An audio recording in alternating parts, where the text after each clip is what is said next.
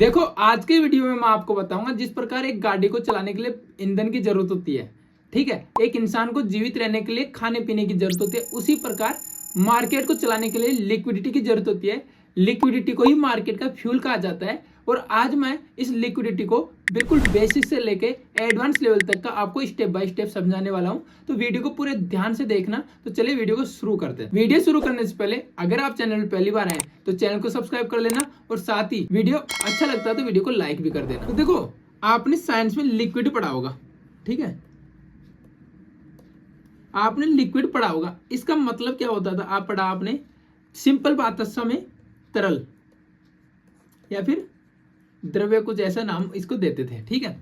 अब देखो इसका मतलब क्या हुआ, तरल या द्रव का मतलब ये बहुत इजीली अपनी शेप या फिर अपनी चीज को चेंज कर लेता है। अगर आप लिक्विड को, जैसे पानी हो गया, पानी को आप फ्रिज में रखोगे तो ठोस हो जाएगा, अगर आप इसको गर्म करोगे तो वो गैस बन जाएगा। तो अपनी जो एक्चुअल पोजीशन है या फिर एक्चुअल जो कंडीशन है उसको चेंज कर लेगा इजीली, ठीक। यहां से अब फाइनेंस सेक्टर में इसी से रिलेटेड करता है लिक्विडिटी, ठीक है। देखो पहले मैं एक बार कॉन्सेप्ट आपको क्लियर कराता हूं, इसके बाद जो चार्ट में कैसे काम करती है वो तो आपको बहुत आसानी से समझ में आ जाएगी।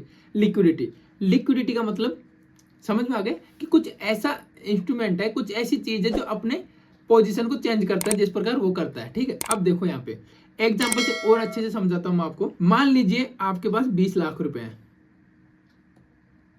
इस 20 लाख से आपने क्या किया, 5 लाख रुपए का गोल्ड ले लिया, ठीक है। आपने 5 लाख रुपए का एक प्लॉट ले लिया, ठीक है। आपने 3 लाख रुपए का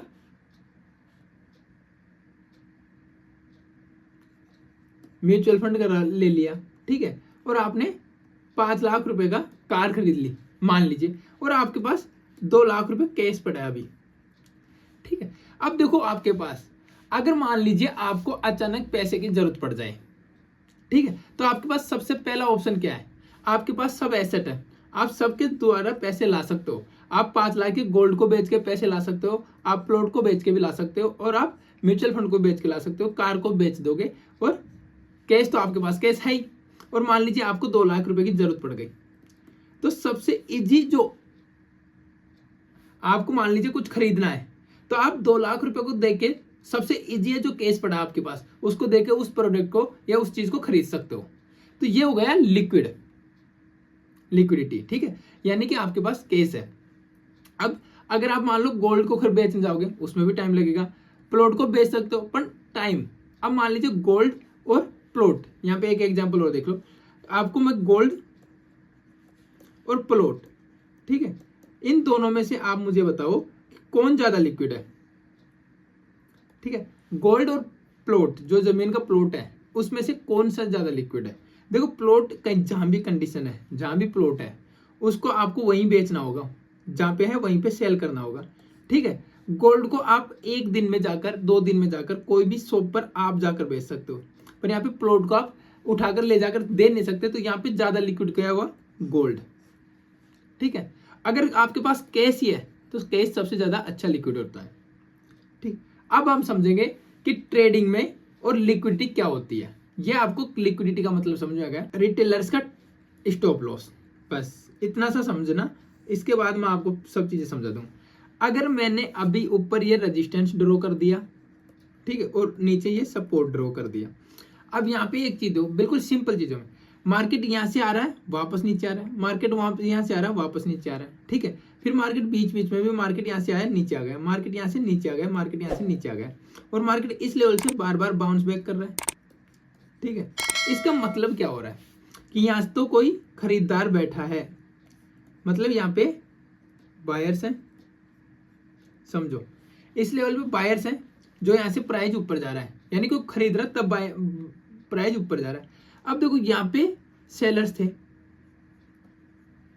ठीक है, इन सेलर्स ने क्या किया, प्राइस को नीचे भेजा था। अब ये बायर्स ऊपर भेजते हैं पर सेलर्स पहले ही एक्टिव हो गए और वापस नीचे आ गए हमारा प्राइस, उसके बाद उस लेवल पे गया तो सेलर्स फिर आते हैं, ठीक है, फिर सेल करते हैं। इस बार मार्केट में 2 बार सेलर्स ने यहाँ पे सेल कर दिया। अब देखो यहाँ पे 2 चीजें निकल के आती है, मैं इसको डिलीट कर रहा हूँ, ध्यान समझना। आपका एक तो लिक्विडिटी आपकी इस लेवल के ऊपर हो गई, जहाँ पे सेलर भाई जो यहाँ पे बेच रहा था उसका स्टॉप लॉस है। दूसरा आपकी लिक्विडिटी इसके नीचे हो गई, यहाँ पे कोई खरीद रहा था उसके नीचे इसका स्टॉप लॉस है, यानी नीचे स्टॉप लॉस है ऊपर भी स्टॉप लॉस है। अब देखो मार्केट नीचे आया, ध्यान रखना मार्केट इस हाई को नहीं ब्रेक किया अभी तक, इन दोनों का कंपेरिजन मार्केट ने इसको ब्रेक कर दिया, ठीक है, लेकिन मार्केट ने इसको ब्रेक नहीं किया। अब देखो क्या होता है, मार्केट यहाँ से ऊपर गया, मार्केट नीचे आया, मार्केट ने इसको ब्रेक करके वापस नीचे आया, इसके ऊपर अभी भी लिक्विडिटी है, ठीक है। तो लिक्विडिटी, अब देखो यहाँ पे क्या हुआ, अब अगर आप 10, अब ये इंपॉर्टेंट चीज है, यहाँ पे भी ऊपर अगर कोई यहाँ पे सेल किया होगा तो उसका तो ऐसे यहाँ पे होगा, तो यहाँ पे भी लिक्विडिटी थी मार्केट में, ठीक थी ना, और लिक्विडिटी अब यहाँ से किसी ने सेल किया तो यहाँ भी लिक्विडिटी है, ठीक है, और यहाँ से किसी ने सेल किया तो यहाँ पे भी लिक्विडिटी है। तो अब आपको ये समझ में नहीं आ रहा होगा कि मार्केट अगर ऊपर जा रहा है, ठीक है, मार्केट देखो हमने तो मान लीजिए यहाँ से ट्रेड बनाया था कि मार्केट इस लिक्विडिटी को टारगेट करते हुए, और हमारा एसएल यहाँ पे था, लेकिन यहाँ तक मार्केट देखो यहाँ तो आप निकलोगे नहीं, मान लीजिए अगर आपने स्ट्रिक्टली रूल फॉलो किए, लेकिन मार्केट में ये इसने भी ये लिक्विडिटी तो ग्रैब नहीं करी, वापस मार्केट नीचे आ गया। तो इस केस में क्या हुआ कि मार्केट ने ऐसे लिक्विडिटी ग्रैब नहीं करता है, मार्केट ने क्या हुआ, मार्केट देखो मार्केट में ये नीचे क्यों है, यहीं से इससे पहले, क्योंकि मार्केट को यहीं पे लिक्विडिटी मिल गई, आपको बताऊं इसी जोन पे स्टॉप लॉस मिल गए और मार्केट उनको लेकर नीचे आ गया।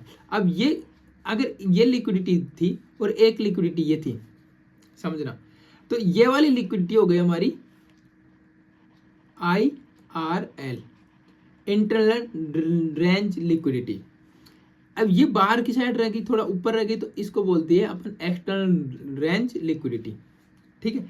ये हो गई ERL और ये हो गई IRL, ठीक है।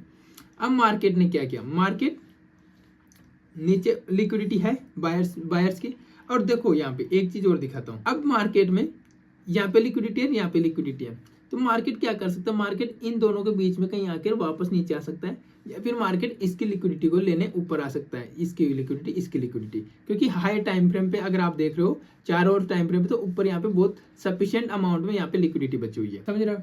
अब ERL और IRL क्या होता है, इसको हम नेक्स्ट वीडियो में डिटेल में समझेंगे, ठीक है, कैसे मार्केट ERL से IRL की तरफ मूव करता है और कैसे मार्केट IRL से ERL की तरफ मूव करता है, ये सब चीजें आपको नेक्स्ट वीडियो में समझने को मिलेगी। अगर वीडियो अच्छा लगा तो वीडियो को लाइक शेयर कर देना, और ऐसे इंपॉर्टेंट वीडियो के लिए अभी तक अगर चैनल को सब्सक्राइब नहीं किया तो चैनल को सब्सक्राइब कर लेना। धन्यवाद।